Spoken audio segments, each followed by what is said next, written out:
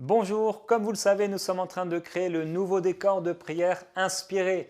Et pendant que nous sommes en train de finaliser les derniers détails, je me suis dit, je vais continuer quand même de vous encourager, de vous bénir à travers cette émission Prière inspirée.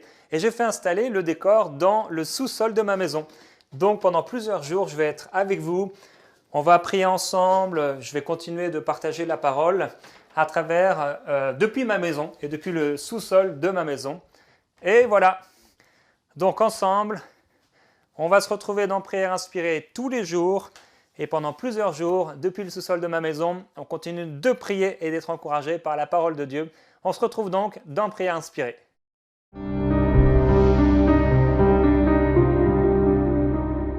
Bonjour et bienvenue dans Prière inspirée, heureux de vous retrouver pour cette deuxième journée. Nous continuons à parler du retour du Seigneur Jésus-Christ parce qu'il est important qu'on soit prêt. Hier, on a parlé de cela, le fait de se tenir prêt. On a donné l'image de la ceinture, cette ceinture qui nous montre qu'on est prêt, cette ceinture qui nous montre, alors que nous la mettons, qu'on est dans une attente active, on est prêt à servir. Et cette ceinture, on a vu que c'était également une ceinture de force.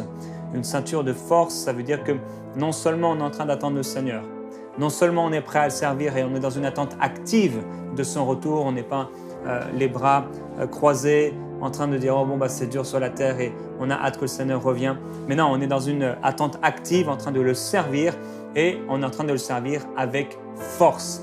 Et également, Jésus parle d'une deuxième image, cette lampe qu'on doit garder allumée. Et ça, on aura l'occasion d'en parler à la fin de cette semaine, une image de la prière. Aujourd'hui, mon message, c'est « Travaille, travaille, car Jésus revient ». Dans Marc, au chapitre 13, au verset 33, Jésus dit « Prenez garde ». C'est Jésus qui parle. Et quand Jésus dit de prendre garde, on devrait vraiment faire attention. « Prenez garde, veillez et priez, car vous ne savez quand ce sera le moment. Il en sera comme d'un homme qui, partant pour un voyage, laisse sa maison, remet l'autorité à ses serviteurs, indique à chacun sa tâche et ordonne au portier de veiller. Veillez donc, car vous ne savez pas, quand viendra le maître de la maison, ou le soir, ou au milieu de la nuit, ou au chant du coq, ou le matin, qu'il ne vous trouve pas endormis à son arrivée soudaine. Ce que je vous dis, je le dis à tous, veillez. » Alors j'ai eu une remarque de quelqu'un qui s'interrogeait sur l'importance de parler du retour de Jésus-Christ, s'imaginant que parler de l'enlèvement de l'Église, c'était perdre du temps. Mais on voit que Jésus lui-même en parlait régulièrement. Dans chaque évangile et dans les lettres qui suivent partout dans le Nouveau Testament, il nous est parlé de son retour. Alors oui, Jésus dit « Faites attention, prenez garde, veillez et priez. » Et il en sera comme d'un homme qui part en voyage et il remet l'autorité à ses serviteurs, indiquant chacun sa tâche. Nous l'avons déjà vu dans ces dernières semaines, Dieu attend de notre part un engagement actif. Il attend que nous puissions porter du fruit, on en reparlera cette semaine. Dieu attend de notre part que nous puissions nous mettre à l'œuvre et que nous ne soyons pas de ceux qui cachent leur talent en terre, qui laissent leur talent et qui ne servent pas le Seigneur et qui servent simplement ce qui va leur permettre de manger, de vivre, etc., d'avoir de l'argent. Et Dieu nous appelle à un ministère, à un service beaucoup plus glorieux que celui qu'on peut rendre envers un patron d'entreprise, un directeur ou d'une quelconque personne. Alors, dans Agée au chapitre 2, il y a une belle image de ce peuple qui était là et qui devait reconstruire le second temple, un temple plus glorieux. Dieu dit que ce temple et la gloire de cette dernière maison sera plus grande que celle de la première. Et il dit maintenant, fortifie-toi Zorobabel, dit l'Éternel. Fortifie-toi Josué, souverain sacrificateur. Fortifie-toi peuple tout entier, dit l'Éternel. Et travaillez, car je suis avec vous, dit l'Éternel des armées. Mon frère, ma sœur, j'aimerais te dire qu'il est temps de travailler. Il est temps de te donner pour le Seigneur. Il est temps de remonter les manches, de mettre ta ceinture comme on l'a vu et de commencer à travailler. Il faut que tu puisses le servir et le servir avec zèle, le servir avec passion, On peut voir, la Bible déclare, quand les disciples ont vu le Seigneur Jésus-Christ chasser les vendeurs du temple, et ils ont vu et ils se sont rappelés de cette parole qui disait, oui, le zèle de ta maison me dévore. C'est quelque chose qui doit être en nous. Seigneur, je veux te servir. Seigneur, je veux être passionné pour toi. Seigneur, je veux être actif, m'engager pour toi. Il n'y a rien de plus dur pour un commandant d'armée. Il n'y a rien de plus dur pour un coach ou pour une personne qui s'occupe d'une équipe de football ou de je ne sais quel sport, d'avoir des personnes qui sont là, qui ne veulent pas être là. C'est difficile pour un professeur d'école, et si vous êtes professeur, vraiment que Dieu vous bénisse, parce que c'est difficile d'avoir des élèves parfois qui ont envie de faire tout autre chose que d'étudier. Et ils sont là, ils sont nonchalants et ils sont en train de faire autre chose, ils ne sont jamais concentrés, c'est dur. Dieu ne veut pas des étudiants qui n'ont pas envie d'étudier. Dieu ne veut pas des personnes dans son armée qui ne sont pas engagées. Et Dieu dira d'ailleurs à un moment dans l'Ancien Testament, « Le peuple est trop nombreux avec toi, Gédéon. Alors tu vas faire le tri. Ceux qui ont peur, ceux qui ont envie de faire demi-tour, eh bien qu'ils le fassent. » Et la Bible montre qu'il y a, je crois, un tiers des personnes qui ont commencé à partir. Il va y avoir un tri, c'est sûr, un tri qui va se faire entre ceux qui servent vraiment le Seigneur et ceux qui ne le servent pas. Entre ceux qui se servent eux-mêmes ou alors ceux qui servent Dieu. Mon frère, ma sœur, oh c'est ma prière. Père, je ne veux pas me servir moi-même. Tu ne m'as pas établi pour que je me serve moi-même, pour que je prenne pour moi-même. Seigneur, je veux donner, je veux tout te donner, je veux tout offrir, que tout soit pour toi. Que ma vie, que mon oxygène, que mes forces, que mon argent, que tout ce que je pense même être à moi, Seigneur, puisse être donné. Je veux te donner mon cœur, je veux te donner ma vie, je veux te donner mes forces, je veux te donner tout ce que tu m'as donné pour pouvoir te servir. Alors oui, c'est ce que Dieu dit. Fortifie-toi, Zorobabel. Fortifie-toi, Josué. Mais on pourrait dire, ah voilà, ce sont des serviteurs de Dieu. C'est normal qu'ils puissent servir le Seigneur. Mais la Bible continue et Dieu continue. Et il dit, fortifie-toi, peuple du pays tout entier, et travailler. Oui, Dieu attend de notre part que nous puissions travailler sur la terre. Dieu attend de notre part un service effectif. Dieu attend de notre part qu'on puisse être zélé pour son royaume, zélé pour son Église, zélé pour les âmes, zélé pour tout ce qui concerne le royaume de Dieu sur la terre.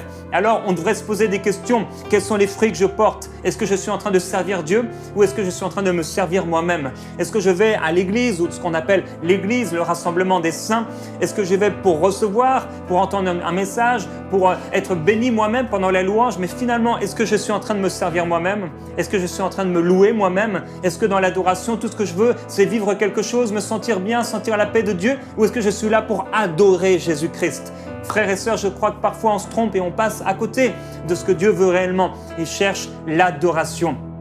Il veut qu'on puisse le servir d'un cœur pur. Il veut qu'on puisse l'adorer. Il veut qu'on puisse travailler et être actif. Dieu veut une armée qui est faite de soldats affûtés, de personnes qui sont prêts, de personnes qui sont disposées, de personnes qui ont remonté les manches et qui sont prêts, même s'il faut se salir, même s'il faut transpirer, même s'il faut passer à côté de certaines heures de sommeil, même s'il faut éviter de faire certaines choses, refuser de faire certaines choses, même s'il faut que pendant que d'autres sont en train de dormir, nous on reste réveillés, pendant que d'autres sont en train de fêter, nous on est à la maison et on prie, pendant que d'autres sont en train de faire la fête, nous on fait la fête avec le Seigneur dans la prière, dans l'adoration, dans la méditation, pendant que d'autres sont en train de jouir de la vie, nous peut-être on est en train de payer le prix. C'est pas facile, c'est difficile, mais Dieu a le pouvoir de te faire tenir debout jusqu'à la fin. Dieu a le pouvoir de te rendre fort, de te rendre inébranlable. Et il dit, Pierre nous le dit avec l'Esprit de Dieu, après que tu aies été éprouvé, après que tu sois passé par des temps difficiles, Dieu t'affermira, Dieu te fortifiera, Dieu te rendra inébranlable pour que tu puisses le servir. Il nous a établis pour que nous puissions le servir. Il nous a établis pour que nous puissions porter du fruit. Il nous a établis pour que ainsi nous soyons ses disciples et que nous puissions vivre et porter du fruit en abondance. C'est ainsi que nous sommes heureux quand nous travaillons pour le Seigneur. Il n'y a pas de plus grande joie que de travailler pour lui. Il n'y a pas de plus grande joie que de servir Jésus. Et même si tous n'ont pas la possibilité ou peut-être la possibilité de servir Dieu à temps plein, dans le ministère de la parole ou dans un service particulier à temps plein, on devrait au moins tous le servir d'un cœur plein, d'un cœur entier. Peut-être je suis fonctionnaire quelque part dans au gouvernement, peut-être je suis dans un magasin en train de servir quelqu'un ou de servir des gens, eh bien, que je puisse servir Dieu au sein de l'organisation dans laquelle je me trouve, que je puisse servir Dieu au sein de mon travail, que je puisse servir Dieu dans les bureaux, si je suis fonctionnaire ou non. En tout cas, que je puisse servir Dieu d'un cœur entier. Même si là, je suis en train peut-être sur un chantier, en train de m'occuper de certains employés, en train de m'occuper de choses naturelles, de construire une maison, que je puisse servir Dieu. Et que pendant que je suis en train de le faire, pendant que je suis en train peut-être de faire de l'électricité quelque part, je sois en prière, je suis en train de penser à quelqu'un qui a besoin de Dieu, que je puisse être concentré dans ce que je fais, mais en même temps avoir un cœur de serviteur. La Bible dit, Jésus le dit, Jean chapitre 6, verset 27, « Travaillez, non pas pour la nourriture qui périt, mais pour celle qui subsiste pour la vie éternelle et que le Fils de l'homme vous donnera. Car c'est lui que le Père, que Dieu, a marqué de son sceau. » Jésus-Christ a été scellé comme un sceau qui a été mis sur lui. Et il est dit de Jésus que c'est lui qui nous récompensera. Il a reçu le sceau de la part du Père. Et lorsque nous servons Jésus-Christ, lorsque nous nous donnons pour le Seigneur, lorsque nous travaillons pour son royaume, il y aura une récompense. Jésus dit, travaillez, c'est lui qui donne les instructions. Il dit, travaillez non pour la nourriture qui périt. Alors mon frère, ma sœur, je ne veux pas vivre cette vie présente pour de l'argent, pour de l'or, pour de la nourriture. Je ne veux pas vivre cette vie présente pour une maison ou pour une voiture ou pour des biens. Gloire à Dieu pour ce qu'il peut me donner. Il est bon, il est un Père céleste, il prendra soin de moi. Mais mon cœur n'est pas dirigé vers ça. Mon cœur n'est pas dirigé vers la toute dernière voiture qui vient de sortir, vers une plus grande maison, vers des plus beaux habits ou vers le dernier iPhone, même si je l'aime. Mon cœur n'est pas dirigé vers ça. Mon cœur est dirigé vers lui. Mon cœur est dirigé vers le désir de lui plaire, le désir de lui être agréable. Et vous savez, vous ne pouvez pas adorer quelqu'un sans le servir. Et vous ne pouvez pas aimer quelqu'un sans servir cette personne. Je ne peux pas dire à quelqu'un, bien je t'aime, je t'aime, je t'aime, et ne jamais le servir par un geste, par une parole, par quelque chose qui va sortir de moi. Il est obligatoire lorsque nous adorons le Seigneur de le servir. C'est pourquoi lorsque le diable était là dans le désert et il a présenté au Seigneur Jésus-Christ les royaumes du monde, il a dit « Je te donnerai toutes ces choses si tu te prosternes et si tu m'adores. » Jésus lui a dit « Retire-toi Satan, car il est écrit, tu adoreras le Seigneur ton Dieu et tu le serviras lui seul. » Et le diable le laissa et des anges se mirent à servir le Seigneur. C'est ce pourquoi ils ont été établis. Et ici, il y a deux verbes. Adorer, Jésus dit tu adoreras le Seigneur ton Dieu et tu le serviras lui seul. Le verbe adorer, c'est un verbe qui vient d'un mot qui veut dire comme un chien qui lèche la main de son maître. Vous savez, qui se prosterne, ou ça veut encore dire embrasser la main de quelqu'un en signe de révérence. Ça, c'est le mot adoration. On se prosterne. On est vraiment comme le serviteur devant son maître. Et on est comme le chien devant son maître, dans un état de prosternation. On est prosterné. Mais il dit, tu le serviras lui seul. Alors que Satan, lui, parle de prosterner, d'adorer, Jésus parle d'adoration et de service. Parce qu'en fait, le diable rusé comme il est, n'a pas dit à Jésus adorer et servir, mais prosterner et adorer. Mais en réalité, quand tu adores quelqu'un, et on ne devrait adorer que Dieu, tu le serviras obligatoirement. On ne peut pas adorer Dieu sans le servir. Les deux sont rattachés. Et c'est ce que veut dire servir. Servir, c'est comme un domestique qui pouvait être loué. C'est un service, non pas seulement le service, vous savez, on peut rendre service à quelqu'un, l'aider à déménager. Mais ici, quand il est écrit « tu le serviras lui seul », cela implique une adoration. Servir Dieu implique obligatoirement une adoration. Ça veut dire quoi? Ça veut dire que lorsque je suis en train de faire quelque chose pour Jésus, en réponse à son appel, je suis en train de l'adorer. Si je le fais comme Dieu l'entend, si je sers Dieu comme Dieu entend qu'on doive le servir, je suis en train de l'adorer. Quoi que je fasse pour le Seigneur, je suis en train de l'adorer. Si même je sers un verre d'eau à l'un de ses enfants, qu'est-ce que je suis en train de faire en réalité? Je suis en train de l'adorer. Et donc, il faut faire attention pour que notre service ne devienne pas quelque chose de routinier, où on oublie qu'est-ce qu'on est en train de faire. Non, même des fois, on est en train de louer Dieu, ou apparemment, on lève les mains et on chante un chant, peut-être des fois qui nous est affiché juste en face, et on n'est pas en train d'adorer. Ça nous est peut-être tous arrivé de chanter des paroles et au bout d'un moment, on se dit, mais qu'est-ce que je suis en train de dire? Est-ce que je suis en train de penser à ce que je suis en train de dire? Et de réaliser que j'étais pas en train de l'adorer, j'étais en train de chanter un chant. Et frères et sœurs, des fois, on fait tellement de choses, on a l'impression de l'adorer. On est en train de méditer la parole et on oublie que c'est la parole de Dieu. On est en train de faire quelque chose dans le royaume de Dieu, peut-être même de prêcher, d'exhorter quelqu'un, de prier. Et on est en train d'oublier que non, je suis en train d'adorer Dieu. Tout ce que nous faisons devrait être une adoration. C'est tellement plus agréable. C'est tellement, et on ne cherche pas quelque chose d'agréable, mais dans le sens où c'est tellement plus léger, c'est tellement plus normal. Ça va nous pousser, nous porter vers ce qui est bien. Je suis en train d'adorer Dieu. Je suis en train d'adorer Dieu. Zacharie a dit, alors que Jean-Baptiste était là, il dit, Dieu l'avait promis de nous permettre, après que nous soyons délivrés de la main de nos ennemis, de le servir sans crainte tous les jours de notre vie. Quand Dieu a fait sortir d'Égypte son peuple, Moïse a dit, qui suis-je pour aller vers Pharaon et pour faire sortir d'Égypte les enfants d'Israël? Mais Dieu lui a dit, je serai avec toi, et ceci sera pour toi le signe que c'est moi qui t'envoie. Quand tu auras fait sortir le peuple d'Égypte, vous servirez Dieu sur cette montagne. Dieu nous a délivrés pour l'adorer. Dieu nous a libérés pour le servir. Dieu a pardonné nos fautes pour que nous puissions avoir la grâce de le servir. Il ne nous a pas trompés dans le sens où, il nous a délivrés pour nous rendre esclaves. Non, non, il nous a délivrés pour nous donner une parfaite liberté. Et nous sommes alors tellement libres, et c'est ce que je disais, agréables, dans une légèreté que nous avons la grâce de le servir. Et c'est ce que dit la parole. Montrons à Dieu notre reconnaissance en rendant à Dieu un culte qui lui soit agréable, avec piété et avec crainte. Oui, nous sommes ouvriers avec Dieu et chacun recevra sa propre récompense selon le travail qu'il a fait sur la terre. Toutes nos œuvres passeront comme au feu et seront jugées et on verra ce qui était vraiment à l'intérieur des gens. On verra les motivations qui étaient les nôtres. Oh, je veux servir Dieu. Je veux servir Dieu et que mes œuvres, lorsqu'elles passeront au feu, elles puissent demeurer fermes parce qu'elles étaient établies sur un cœur qui aime Dieu. Elles étaient établies sur un cœur dénué d'intérêt personnel, simplement parce que je l'aime. Oh mon frère, ma sœur, oui, c'est agréable d'aimer Jésus. C'est agréable d'aimer le Seigneur. C'est agréable d'aimer le Père. C'est agréable de l'adorer. C'est agréable de le servir. C'est agréable de vivre pour lui. Alors oui, il y a peut-être un prix à payer. Et on ne fait pas ça pour que ce soit agréable, mais la réalité est que d'aimer Dieu, c'est agréable. Le servir, c'est agréable.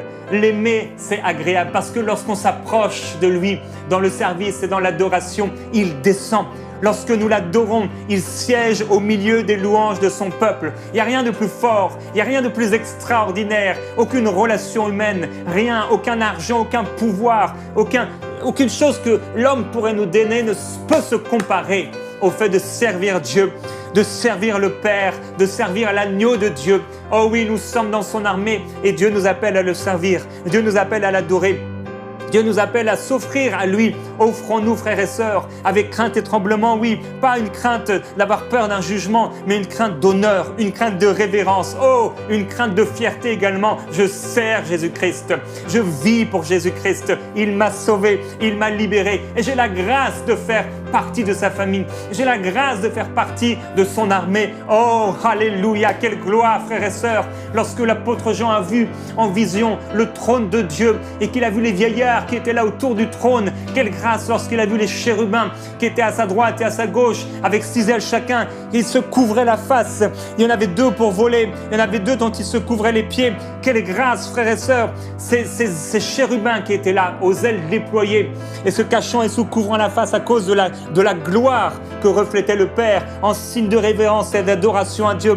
Quelle grâce lorsque Jean a vu ces 24 vieillards qui étaient là prosternés devant le roi, qui ont chacun jeté au pied du Seigneur, au pied de l'agneau de Dieu, leur couronne étincelante. Mon frère, ma sœur, ça va continuer. Ça va continuer dans l'au-delà. Nous allons continuer d'adorer Dieu et nous allons déposer à ses pieds les couronnes qui nous ont été données. Et mon frère, ma sœur, il y a des couronnes qui nous sont données aujourd'hui sur la terre. Il y a des couronnes qui nous sont partagées. Et il est temps qu'on puisse laisser à terre nos couronnes. Il est temps qu'on puisse mettre et jeter à terre nos couronnes. Il est temps qu'on puisse l'adorer. Il est temps qu'on puisse le louer. Il y a des couronnes de gloire qui nous sont données par les hommes. Il y a des couronnes de bénédiction. Il y a des couronnes de l'or, de l'argent et des possessions matérielles qu'on doit donner et qu'on doit remettre et qu'on doit jeter à terre. Parce qu'il est le seul qui mérite l'or et l'argent. Il est le seul qui mérite qu'on travaille pour lui. Il est le seul qu'on mérite qu'on puisse s'offrir à lui. Il est le seul qui mérite notre adoration, qui mérite notre cœur. Il mérite tout. Il est l'alpha et l'oméga. Il est le premier et le dernier. Il restera quand tout le monde sera parti. Il restera et sa parole restera. Tout partira, tout passera, tout flétrira, tout pourrira, mais lui, il restera. Il est la parole vivante de Dieu et il mérite ton attention, il mérite ton cœur, il mérite que tu travailles pour lui, il mérite que tu réalises enfin que tu n'es pas né pour vivre, pour travailler pour des choses qui ne rassasient pas, pour des choses qui vont te donner de la nourriture qui périt, mais il y a quelque chose de plus fort en toi, il y a quelque chose, un travail du Saint-Esprit dans ton cœur et dans ta conscience qui te fait dire non, je ne peux pas rester comme ça. Je ne peux pas rester comme ça. Il faut que je serve Dieu. Il faut que j'adore Dieu. Il faut que je puisse le servir. Il faut que je puisse vivre pour lui. Oh, précieux Jésus-Christ, nous prions aujourd'hui afin d'être ce peuple qui s'est préparé, ce peuple qui se tient prêt à te servir, ce peuple qui travaille, ce peuple qui agit. Nous voulons vivre le zèle de ta maison. Seigneur, nous ne voulons pas être préoccupés par les choses de ce monde, mais nous voulons être préoccupés par les intérêts de ton royaume. Nous voulons être préoccupés par les choses qui préoccupent ton propre cœur. Seigneur, nous faisons partie de cette armée. Tu nous as établis. Tu dis au prophète Jérémie, Jérémie, mets ta ceinture, lève-toi, car tu diras tout ce que je t'ordonnerai de leur dire. Ne tremble pas devant eux, afin que je ne te fasse pas trembler toi-même. Dieu, nous voulons nous tenir à la brèche. Nous voulons nous tenir, Seigneur, à la brèche en tant que citoyens du ciel, en tant que ceux qui sont ambassadeurs dans ton royaume. Et nous voulons prier, nous voulons veiller. Oui, Seigneur Jésus-Christ, nous voulons répondre à ton appel. Aujourd'hui, tu nous dis veillez et priez. Oui, ayez un cœur bien disposé. Nous voulons avoir ce cœur toujours bien disposé, Père, à te servir, à t'adorer. Nous voulons vivre pour toi. Nous voulons vivre pour toi, Seigneur Jésus-Christ, être tes serviteurs. Tu nous as appelés, Seigneur, non seulement serviteurs, mais amis. Oh Dieu, quelle grâce de pouvoir te servir. Quelle grâce de t'appartenir. Quelle grâce d'être à toi. Quelle grâce de vivre pour toi. Seigneur Jésus-Christ, vois nos mains, qu'elles soient pour toi. Vois nos cœurs, Seigneur, qu'ils soient pour toi. Vois nos bouches, qu'elles puissent s'ouvrir en adoration, en acclamation, en proclamation de ta parole, en instruction divine à partager aux autres. Qu'elles puissent s'ouvrir, Seigneur, en prophétie, qu'elles puissent s'ouvrir en connaissance, qu'elles puissent s'ouvrir en révélation, qu'elles puissent s'ouvrir en solution pour ce monde. Oui, que nos bouches puissent s'ouvrir, Seigneur, en louange, en adoration, en exaltation de qui tu es, ô glorieux Jésus-Christ, en richesse de révélation, en mystères, Seigneur, qui sont partagés, qui sont révélés. Dieu, nous t'adorons, Jésus-Christ. Nous te glorifions, Seigneur, car nul n'est comme toi. Nous voulons être comme les vieillards qui entourent ton trône, Seigneur.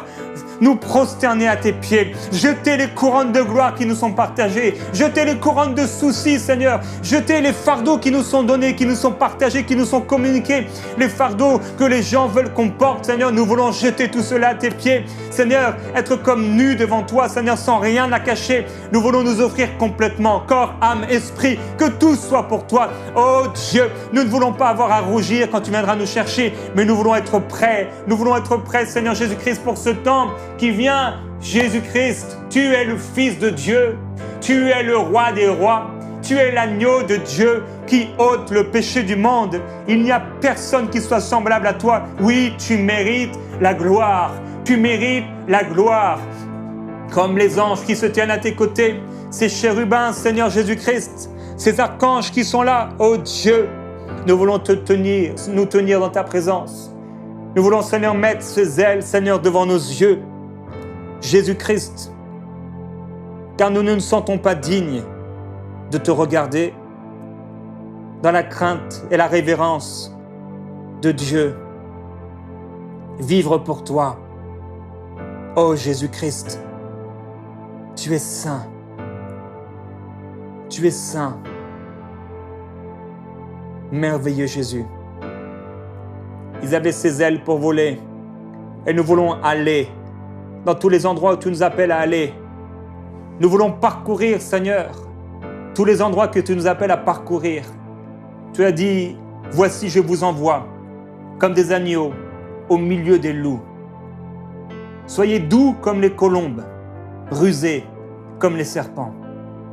Tu as dit, allez et annoncez la bonne nouvelle de l'évangile à toute la création et faites de toutes les nations des disciples. C'est toi, Seigneur, qui as envoyé tes anges, qui ont libéré les apôtres. Et ces anges ont dit, allez dans le temple et annoncez aux hommes toutes les paroles de la vie. Nous voulons travailler pour toi. Nous voulons annoncer ta parole. Nous voulons dire aux hommes que tu es vivant, que tu vis éternellement. Seigneur, nous voici. Nous voici pour te servir. Nous voici pour t'adorer. Nous voici pour vivre pour toi. Nous voici, Seigneur Jésus-Christ, au pied de la croix, reconnaissant nos faiblesses, reconnaissant nos péchés, reconnaissant nos fautes, reconnaissant nos incapacités, reconnaissant, Seigneur, toutes les erreurs qu'on a pu commettre. Et Seigneur, on vient aujourd'hui refusant de se prosterner devant Satan et choisissant de t'adorer et de te servir par l'adoration. Seigneur, nous t'adorons, nous te glorifions. Qui est comme toi? Qui est comme toi, Seigneur? Merveilleux Jésus-Christ. Tu es saint. Tu es saint. Tu es saint, Seigneur. Tu parles au cœur de quelqu'un aujourd'hui.